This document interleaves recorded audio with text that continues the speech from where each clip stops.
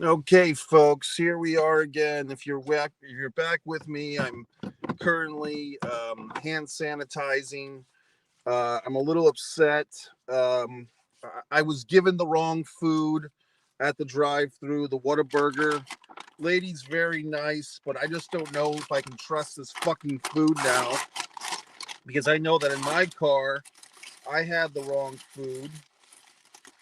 And so I don't know if some asshole fucking investigated my food like I investigated theirs. I just don't know really what to say. I went back to of course, when I got here, there was a very small line at the fucking drive through, but yet people had to wait. I hate that. I hate that whole thing of you have to sit there and wait. Like you have to pull around the corner and then you're in this perilous position. You've paid them and you're supposed to sit and wait around the corner. I hate that feeling. And this time it really smoked a dick in my ass because they brought me the wrong food. No, I did not check the food instantly. I did not think to do so. I thought we were having a simple transaction. Long fucking story short, I got the wrong food. And my pancakes were probably sitting in some stranger's fucking lap for 10 minutes. I have no way of knowing if these pancakes were compromised, as somebody else's food was compromised by me. I did not choose to fucking investigate their food, but I was given their food by mistake. This whole thing is it's not hygienic. There's COVID, but the pancakes are pretty good. Okay, okay, I'm coming down a little bit. I'm coming down a little bit. I just have to breathe.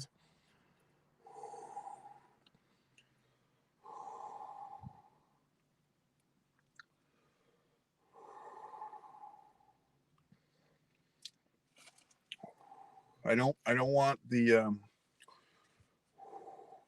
acid reflux disorder if I get too angry when I'm eating. I just have to calm down. I have to show an attitude of gratitude. I'm grateful for this sausage.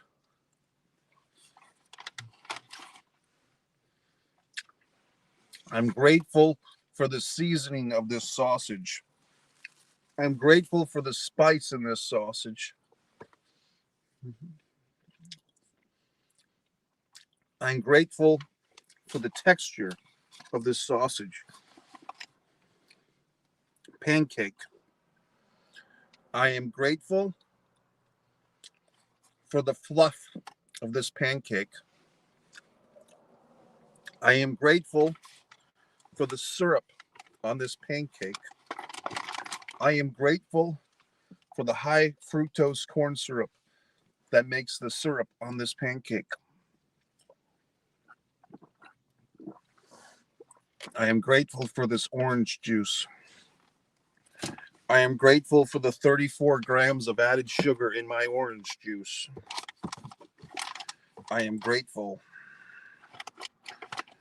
I am grateful that the drive through is open. I am grateful that the lady fixed the order.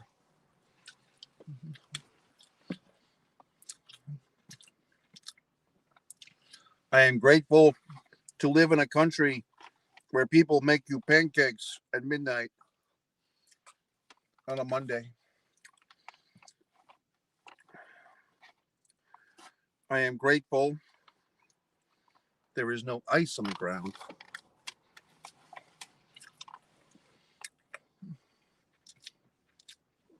Where I live.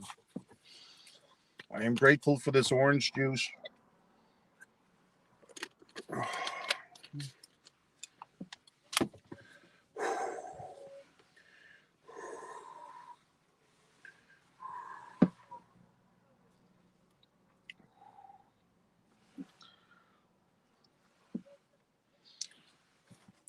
So let's discuss this movie, King's Daughter.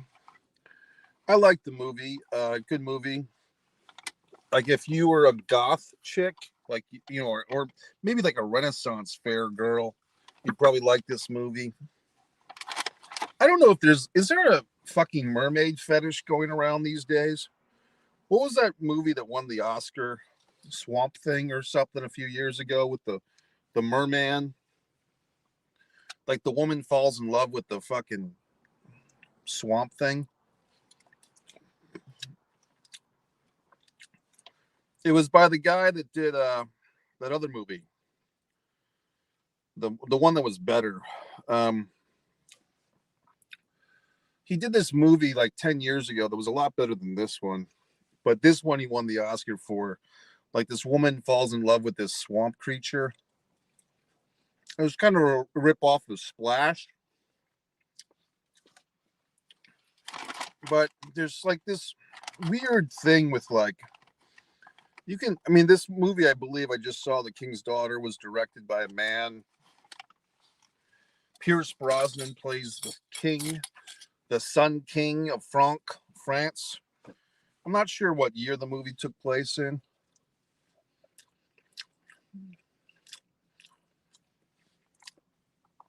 One thing I was curious about in the movie, they have fireworks. And I guess I don't know, but when did fireworks become a thing? Because the movie has, this movie's like sometime in the 1800s or something. This young girl is raised in a nunnery, a convent of nuns. She has a fascination with the ocean. The nuns don't like her. Rachel Griffins, if you remember her from 6 Feet Under, she used to be like this sex kitten character in 6 Feet Under. Not even a sex kitten, but like a sex woman. Here, she's playing a nun. Talk about Hollywood. One day you're fucking having sex on HBO every week, and 15 years later you're playing a nun. That's Hollywood for you, folks. That's how they see women. You're either a whore or you're a nun. Ask Rachel Griffins.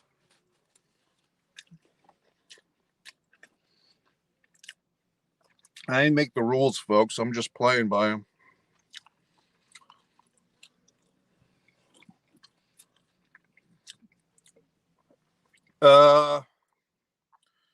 So the girl who's playing the king's daughter is quite lovely. Very pretty young woman. I don't know what her fucking name is. It was in the credits, but I don't know. Very pretty.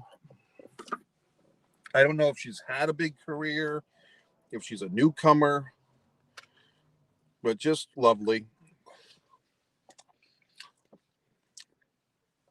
I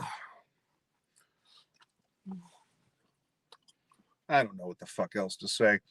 This movie is kind of like a white girl's fantasy. Like, you can see the way that women, like how they respond to things. Like, it kind of is like a teenage girl's fantasy. Like, girls that would like Taylor Swift or Katy Perry 10 years ago, they would like this movie because it taps into all their feminine fantasies. Oh, you were raised in a convent and the nuns were so mean to you, but you're really a fairy princess. Your father's a fucking king, blah, blah, blah. You know what I mean? That's like kind of the thing.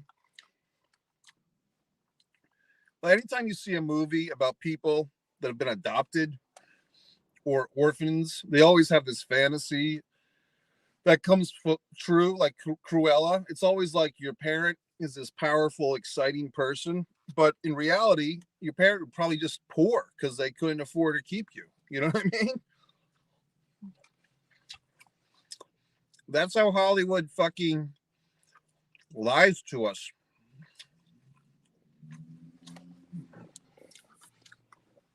You're thinking that you were, an orphan or you were adopted as a child, and you're gonna find out, oh my goodness, my biological family, they're kings and queens. What if they're just like on welfare or something? You know what I mean? I guess that wouldn't make for a good movie, though.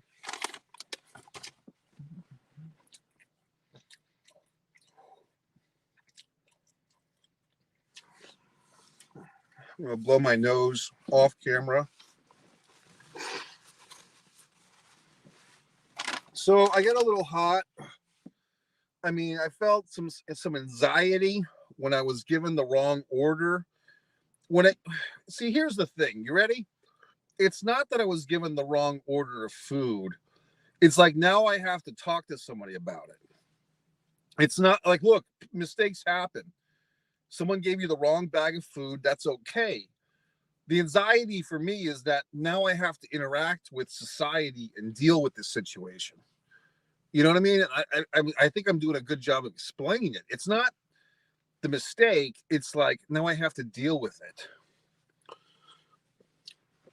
And to be honest, it could have been a lot worse because I went back to the fucking drive-through line, got back in the goddamn drive-through line. There's, of course, now there's 5 cars ahead of me, which just infuriates me. Then I'm like, okay, maybe I don't have to sit in this fucking line because I was sitting there for like 5 minutes. Maybe I can drive around the side of the line and like call out for help for this crisis. And so I'm starting to back out of the drive-through line and I hear honk, honk, honk. Some other assholes right behind me crawling up my ass. Not my literal ass, but the ass of my car. And just honking at me because they think that I've gone nuts. I'm just trying to get my proper pancakes. Now, luckily, I'm an intelligent human being, and I was able to hear their honking, brake on the fucking car, get out of the line, and everything was fine. And get my proper pancakes. But the point is, what if I had smashed into them? Like, what if I slammed the car into reverse? Didn't see them, and we could have had a real accident here because someone fucked up. Would I be at fault? I'm guessing I would be had I had hit them. But then I'd want to, like, everybody I talk to would say, oh, you should sue Whataburger. Make them pay for it. But of course, everyone's got those goddamn advice things they say, but nobody has to live the experience like the person does. I just hate that. Whenever you tell people something that happened wrong, they want to tell you all the goddamn things they would have done had that happened to them. Oh, I would have done this. Yeah, sure you fucking would have. People are just so goddamn full of shit and lack of empathy. It's unbelievable.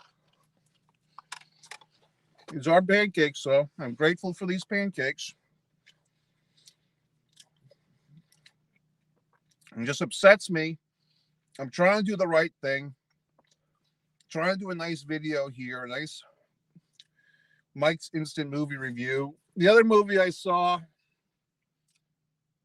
God, what the fuck was it?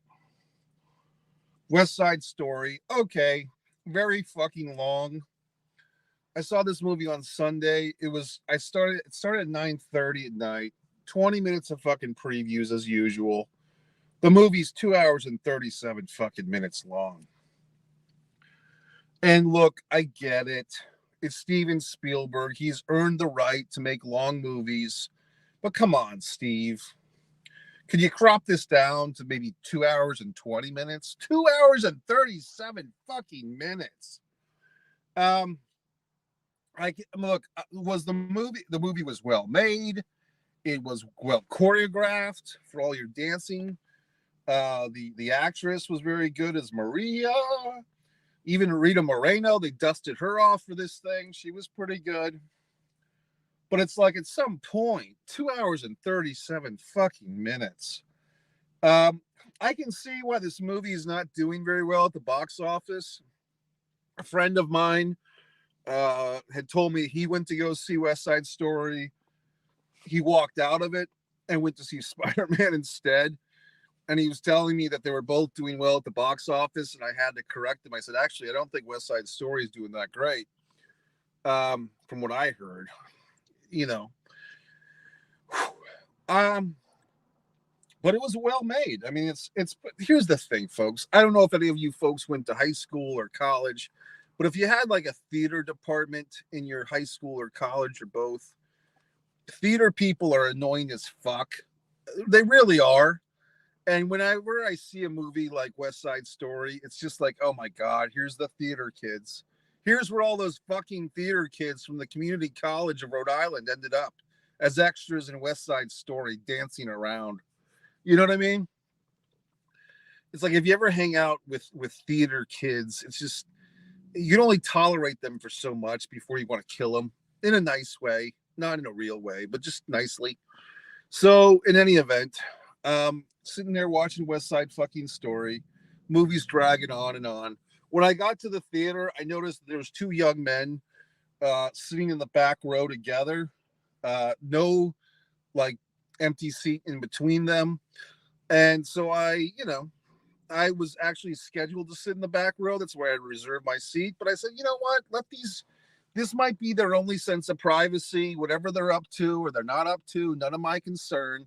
But I'll just sit one row in front of them, let them do their thing if they are doing anything. Maybe they're just two teenage boys who happen to go see West Side Story together that are sitting right next to each other. Maybe that's the case. In any event, I did not judge, I did not query. I just sat in the row in front and watched the movie. I think they actually left halfway through the film because when I got out of the movie, I made a point to not turn around and look at them, but I just left the theater and I didn't hear anything, as in voices or footsteps. I think they just kind of left the movie. They were probably bored by it. Uh, the Jets and the Sharks, etc. Here's the thing. When I was a child, I don't think I've ever seen the original West Side Story in its entirety. But when I was a kid, there was this station, Channel 56, out of Boston, that would always play they'd always play the same fucking movies, like West Side Story and High Plains Drifter, every fucking weekend. And it's like, oh Christ, this thing's gonna be on TV for 4 or 5 hours. Because whenever they would play these movies, they'd have to throw 30 or 40 minutes of commercials into these things and edited for TV, which is always a dick in the ass. And then you're sitting there watching this movie and it's like taking fucking forever. Like your whole day is sitting in front of a TV watching a movie. But people used to do that. I always hated the West Side Story, like songs and stuff. Like I always thought they were annoying. And I've never seen it performed on stage. I don't know if I can spend another 2 hours and 37 minutes or whatever the stage version would be. But it's just like, it might be a piece, no offense, Steven Spielberg. It might just be a poor choice for this generation because we've seen, like, I'm saying that West Side Story, yes, it's clearly a reference to Romeo and Juliet. Yes, the message of gang violence and it's bad and all that. We get it. It's a good message. But we've seen that in other things. I mean, even the West Coast, East Coast rap all-stars were all in the same gang. Like this message of, don't kill each other in gang fights. We've heard it. And it's no offense to West Side Story because that was around before all this stuff. Now I get this fucking apple pie full of sugar. I ordered it. I don't know if I want to eat it.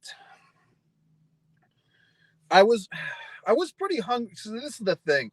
I ate a lot of food today, but I didn't eat like good food. I ate like crap.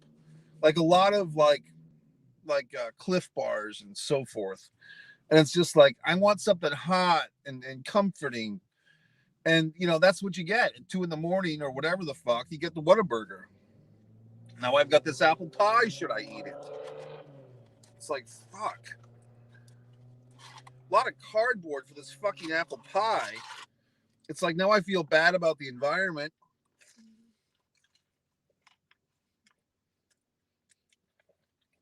Good apple pie, though.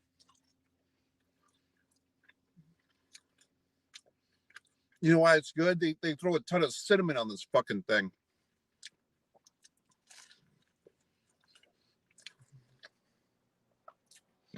Hey, I had some fruit today. I had some apples, right? Then I got these goddamn thing. Oops. There we go. It's always something.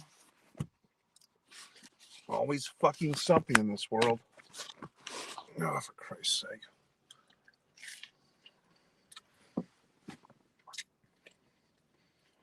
I'll be honest, I think I could have just had 2 apple pies and done just as well. The apple pie was on point tonight. The pancakes and sausage, not so much. Probably because they were already inspected by another human being. Ugh. The mystery of not knowing if my food went to somebody else's car before it got to mine is going to boggle me for hours.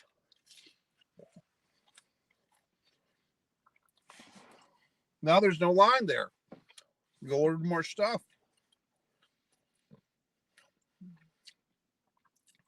What a night. Got the whole week to fuck up, and it's only Monday.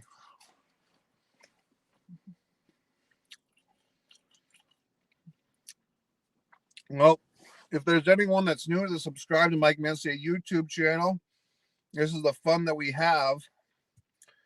I go to movies, I talk about them, I eat food. We all get a giggle and a shit out of it. Now I got all this goddamn garbage in my car. What I could really use right now is a garbage bag.